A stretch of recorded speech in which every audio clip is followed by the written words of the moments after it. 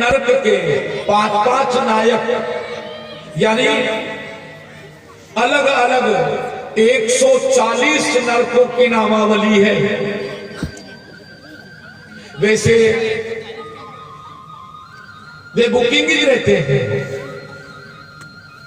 बड़े बड़े पापियों के लिए, महापापियों के लिए वे नरक बुक रहते हैं, रिजर्व। पराया धन हरण करे, माता पिता को पीटे, साधु संतों का अपमान करे, शराब पिए, जो मांस भक्षण करे,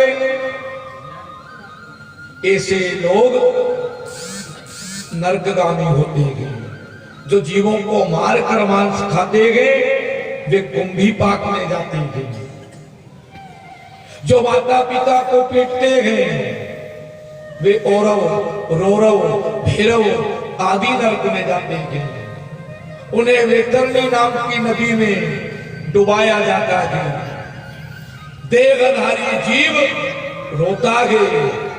अंगुष्ठ मात्र का जीव हजारों हजारों कोस की यात्रा उसे पैदल करना पड़ती है। हे शौनकादिक मुनियों, जो देवताओं को बदनाम करते हैं, भैरव भवानी को मुर्गा, बकरा आदि की बलि चढ़ाते हैं, तो किसी का देव कोई मुर्गा खाए क्या या बकरा खाए? पर ये तो मन अपना है ना, क्या करें? हड्डी चूसने की जिसको आदत पड़ गई उसका क्या कुल ने क्या परिवार, सब हो गया। वो तो कोई कुल मिले न परिवार। ये तो 2 हाथ में 2 पांव का एक जानवर है बिना पूंछ का। अरे गाय भी घास होकर, गाय भी पशु होकर घास खाती है, पर ये मनुष्य कैसा भागी कि ये हड्डियां चूसता था, मांस खाता था। ये बड़ा अजीबोगरीब मनुष्य है, ये जानवर है। क्योंकि गाय की एक पूंछ है, 4 पांव है, फिर भी वो घास खाती है। पर ये कैसा मनुष्य ये मांस खाता है? किसी देव को या किसी देवी को कोई बलि नहीं लगती है। ये तो अपने मन की बात है। और मैं तो कहूं कि किसी का देव या किसी की देवी बकरा या मुर्गा मांगे तो ऐसे देव और ऐसी देवी को लोहे की जंजीर में जकड़कर 100 हाथ गहरे गड्ढे में दफना देना चाहिए। कैसा देव और कैसी देवी? ये तो केवल जिनको मांस खाने की आदत है, असुर लोग हैं वो तो, वे मनुष्य नहीं हो सकते।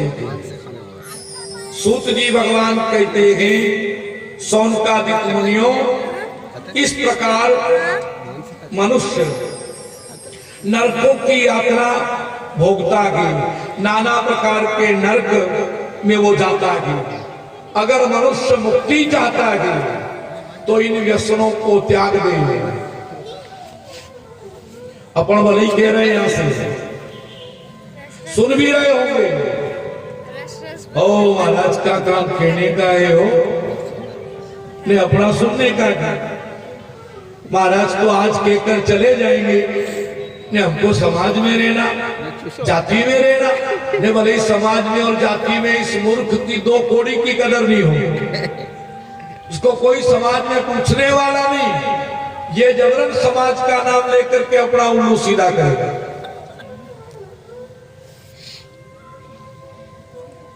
ऐसे मनुष्य नरकाधिपति होते गए। अगर मुक्ति चाहते गए तो भगवान महादेव को 1 लोटा जल अर्पण कर दे, सहज में प्राप्ति हो जाएगी। न कोई तपस्या करना, न कोई समाधि लगाना, न कहीं जाना। 1 लोटे जल में समझने वाले देव परात्पर शिव है। वृक्ष लगवाओ छायादार, पानी की प्याऊ लगवाओ, ये सब सेवा के मार्ग हैं, ये सेवा के रास्ते हैं। इससे हमारा मन उस परात्पर शिव से जोड़ता है, परात्पर शिव की प्राप्ति करता है, आवागमन से मुक्त होता है। इस पारा नगर की पावन धरा पर 7 दिन तक श्री शिव महापुराण का मंगल चरित्र वाचन हुआ। ठंड भी बहुत पड़ी पर श्रोताओं ने ठंड को भी पछाड़ दिया। श्रोता दिन रात पढ़ते हुए, दिन दूना रात चौगुना। पहले दिन क्या तो ठंड ने, दूसरे दिन फिर ताव लिया तो श्रोताओं ने भी कहा कि हम भी तेरे से बढ़ते हैं, बढ़ चढ़ करके भाग लिया। और मैं उन माता बहनों को व्यासपीठ से हार्दिक उनका अभिनंदन करता हूं, उन्हें प्रणाम करता हूं कि वो इसी प्रकार कार्य करती रहे। उन्होंने जो अनुष्ठान किया वे परम भाग्यशाली हैं। इस पारा में शिव पुराण हो गया है।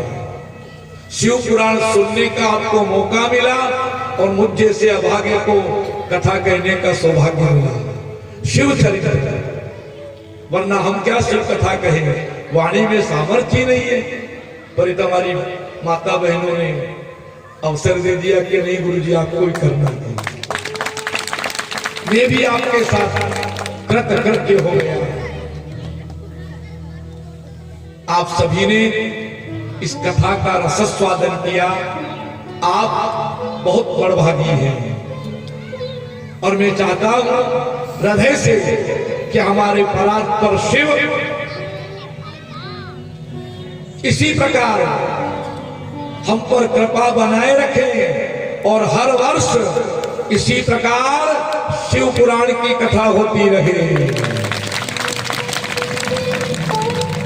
बोलिए श्री शिव महापुराण